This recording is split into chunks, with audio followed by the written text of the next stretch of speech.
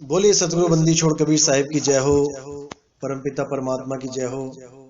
सतगुरु मदन साहिब की जय हो। सतगुरु वैराग साहिब की जय हो। सभी संतों की जय हो। सभी भक्तों की जय हो। साहिब बंदगी सतनाम। तो आज जो हमारा टॉपिक होगा, हमारे सत्संग का जो मेन टॉपिक होगा आज, वो होगा कथनी और करनी पे, जो सबसे इंपॉर्टेंट है। कथनी करनी, इन दोनों को अच्छी तरह समझना है हमने। उसके बाद रहनी जो है उसमें रहना है, उसमें रम जाना है। तो साहिब कहते हैं, करनी करे सो पुत्र हमारा, कथनी कथे सो नाती, और करनी करे सो गुरु हमारा, रहनी रहे सो गुरु हमारा, हम रहनी के साथी।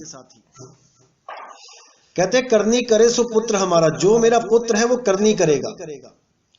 करनी करेगा मतलब जो मैंने कथ दिया है, जो मैंने बता दिया है, उस पर वो अपनी करनी करेगा। करनी करे सो पुत्र हमारा, कथनी कथे सो नाती, जो केवल मेरी बातों को कथेगा। जो मैंने बताया, जो मैंने सिखाया, जो मैंने ग्रंथों में भाखा, वही उठा के बस पूरा दिन सत्संग कर रहा है, लेकिन खुद उस पर अमल नहीं कर रहा है। गुरुजी ने जो उसको भेद बताया वो खुद नहीं कर रहा है, लेकिन उस पर पूरा दिन झगड़ा कर रहा है कि गुरुजी ने सार शब्द ये बताया, गुरुजी ने सार शब्द वो बताया, गुरुजी ये करो वो करो। कुछ नहीं, भक्ति नहीं कर रहा है, केवल कथनी में उलझा पड़ा है। तो कहते हैं वो है हमारा नाती। नाती क्यों बोला? क्योंकि नाती जो होता है वो हमारे परिवार का हिस्सा नहीं होता है। नाती होता है, आपको पता ही है कि नाती और पोता होता है। पोता होता है दादाजी का लड़का, और नाती होता है नाना जी का लड़का। मतलब नाना जी का दोता बोलते हैं पंजाब में। तो जो पोता होता है वो दादाजी का वंश चलाता है, लेकिन जो नाती होता है वो नाना का वंश नहीं चला सकता। नाती नाना का वंश नहीं चला सकता, पोता दादा का वंश चलाता है। तो इसलिए उसको नाती बोला कि नाती नाना जी का पंथ नहीं चला सकता, यानी उसका वंश नहीं चला सकता है। इसलिए उसको बिल्कुल अपने वंश से ही अलग कर दिया, खानदान से अलग कर दिया। करनी करे सो पुत्र हमारा, कथनी कथे सो नाती, रहनी रहे सो गुरु हमारा, हम रहनी के साथी। और जो सारे ज्ञान को समझ ले, बूझ ले, उसके बाद उसके अनुसार रहनी में रहने लग जाए, वो मेरा गुरु है। उसको मैं गुरु पद देता हूं। वही जगत गुरु है, वही सबका गुरु है, जो रहनी में रहने लग जाए। और जिसकी रहनी शुद्ध नहीं हो, कहने को कबीर पंथी हो गया, कहने को अचला लंगोटी ले ली, कहने को साधु हो गया, लेकिन मीट खा रहा है, अंडे खा रहा है, गांजा पी रहा है, तंबाकू खा रहा है, भांग पी रहा है, और बड़ी बड़ी बातें कर रहा है सत्संग में। सार शब्द परमपिता परमात्मा। कहते हैं वो हमारा नहीं है भाई, वो नाती ही है, वो हमारे वंश का नहीं है। वो केवल हमारी बात कर रहा है, लेकिन वो हमारे वंश का नहीं है। हमारे वंश का नहीं है तो कहां का है वो? उसको सीधे काल का दूत बोला है कबीर साहब ने, कि जो भी हमारे वंश का नहीं है वो काल का ही दूत है। हमारे वंश का कौन है? रहनी रहे सो गुरु हमारा, हम रहनी के साथी। जो रहनी में रहना सीख लेता है वही असल में गुरु पद को प्राप्त करता है। तो कथनी और करनी के ऊपर बहुत कुछ बोला साहिब ने। करनी बिन कथनी कथे, अज्ञानी दिन रात, कुकर सम भूकत फिरे। और सुनी सुनाई बात। कहते कथनी कर करके करनी को मूल जो है, करनी पर कुछ कर नहीं रहा है। मूल ज्ञान सुन भी रहा है दिन रात, लेकिन उस पर कुछ कर नहीं रहा है, तो उसका कोई भला नहीं हो सकता। जितना मर्जी सुन लो, 1 साल सुन लो, 2 साल सुन लो, 10 साल सुन लो, सुनते ही जाओ, सुनने से कुछ नहीं होगा। करनी बिन कथनी करे, अज्ञानी दिन रात, पूरे दिन रात बहस कर रहा है लोगों से, सार शब्द ऐसा होता है, सार शब्द वैसा होता है, लेकिन खुद उस पर विचार नहीं कर रहा है, उसकी भक्ति नहीं कर रहा है जो गुरुजी ने बताया है। तो कहते हैं उसकी क्या हालत है? कुकर सम भूकत फिरे, वो कुत्ते की तरह भौंक रहा है अज्ञानी दिन रात।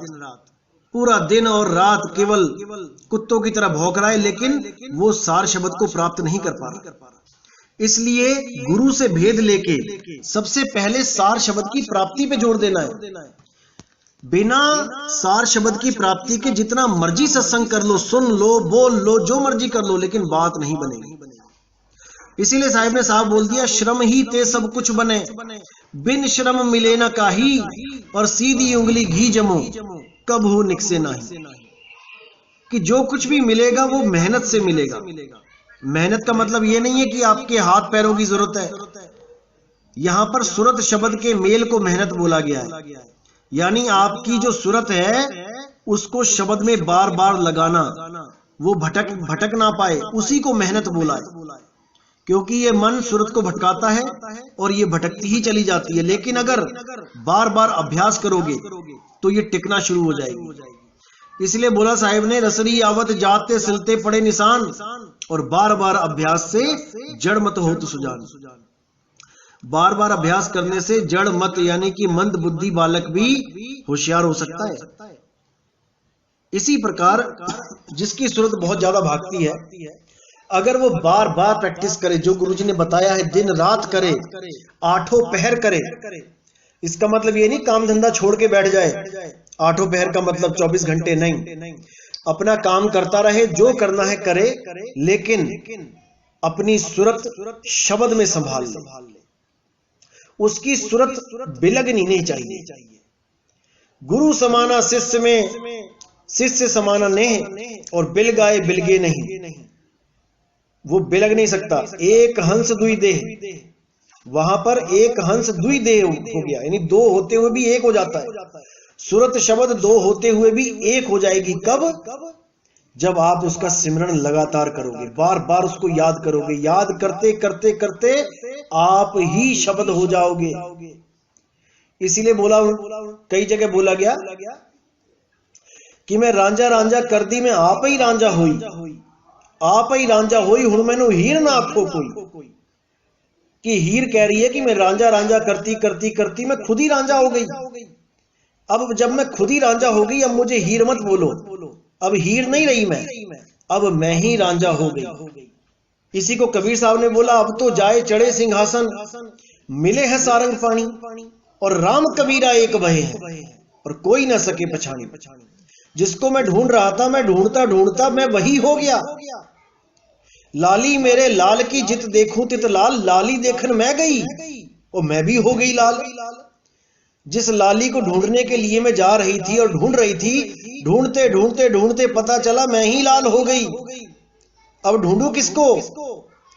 इसीलिए बोला, गुरु ना चेला रहूं अकेला। गुरु चेले का एक भाव होता है, गुरु आपको मार्गदर्शन देता है। गुरु बहुत जरूरी है जीवन में। कुछ लोग कहते हैं गुरु की जरूरत नहीं है, गुरु ग्रंथ साहब में जो लिखा है वही कर लो, वही पढ़ लो। अरे गुरु ग्रंथ साहब में तो 300 साल से लिखा है, क्यों किसी को रास्ता नहीं मिल पा रहा था? क्योंकि बिना गुरु के रास्ता नहीं मिलता। कोई कहता है नानक जी के गुरु नहीं, कोई कहता है रविदास जी के कोई गुरु नहीं थे, गुरु करने की जरूरत नहीं है। अरे भाई, सबके गुरु थे, लेकिन तुम समझ नहीं पाए। मीराबाई जी के गुरु रविदास जी थे, देही गुरु रविदास जी थे, विदेही गुरु शब्द गुरु थे। नानक जी के देही गुरु जिंदा बाबा थे, जो बेई नदी पे मिले थे, और शब्द गुरु कौन थे? वो उनके विदेही गुरु थे। इसी प्रकार राजा पीपा के भी देही गुरु कौन थे? रविदास जी थे, लेकिन विदेही गुरु कौन थे? वो शब्द गुरु थे। और शब्द गुरु तो भाई एक है, हम उसी को कबीर कहते हैं, क्योंकि वही अलग अलग नाम धर के इस दुनिया में आते हैं। अगर कोई नाम आने की कबीर शब्द गुरु है, कोई बात नहीं, हमें कोई फर्क नहीं पड़ता, क्योंकि कबीर भी केवल एक नाम ही है। असल में शब्द गुरु तो एक है, उसको चाहे आप कबीर कह लो, चाहे राम कह लो, चाहे कुछ कह लो, बात तो शब्द गुरु की है। जो सुन सकता है, जिसके कानों में आवाज पड़ सकती है, वो कबीर कबीर करके झगड़ा कर लेगा, नहीं कबीर ही है। जो बहरा है उसके लिए कबीर भी कुछ नहीं है, लेकिन शब्द गुरु सब कुछ है। नामों में नहीं उलझना है, नाम से परे वो अनाम वस्तु है, उसको जानना है। जब उसको जान लिया तो सारा झगड़ा शांत। कई लोग कहते हैं गुरु की जरूरत नहीं है, गुरु बाहर नहीं होता है, गुरु अंदर होता है। अरे भैया, गुरु बाहर भी होता है और उसको भी आराधना है। सेवा को दो ही भले, एक संत एक राम, और राम है दाता मुक्ति का, संत जपावे नाम। अब यहां कबीर साहब की वाणी को झूठा सिद्ध कर दोगे क्या तुम? कोई नहीं कर सकता। सेवा को दो ही भले, यहां पे एक नहीं बोला उन्होंने कि सेवा को एक ही भला परमात्मा। अरे परमात्मा तो सदा से है, तो हम क्यों 84 में भटकते रहे इतने जन्मों जन्मों तक? परमात्मा को कभी दया क्यों नहीं आई? क्यों हमारा जन्म मरण खत्म नहीं हो रहा है? अगर परमात्मा ही सब कुछ है तो बिना गुरु के।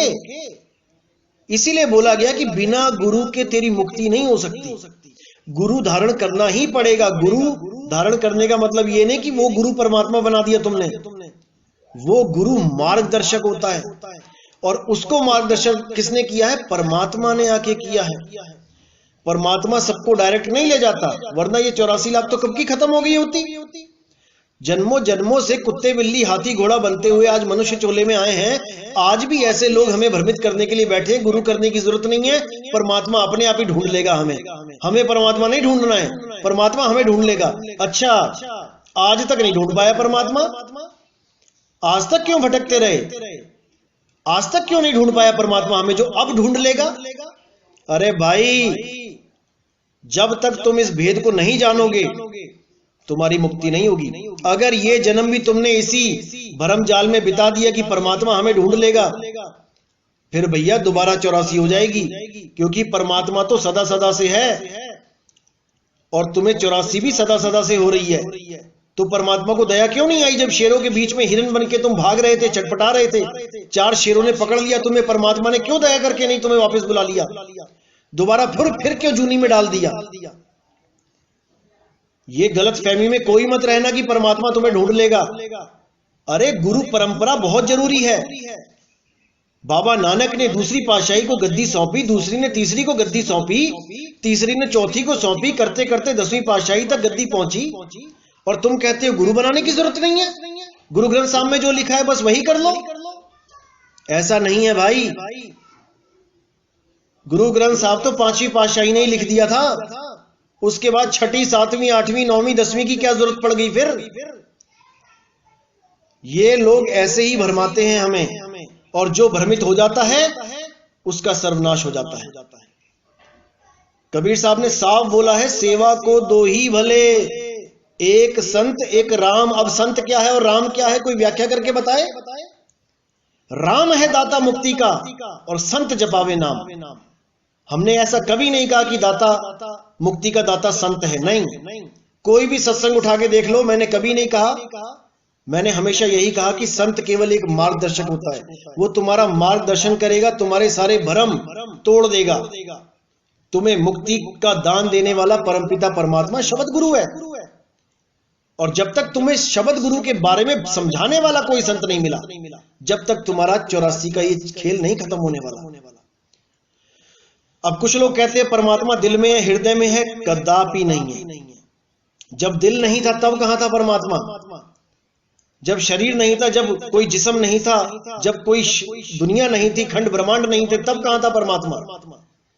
जहां परमात्मा था आज भी वहीं है।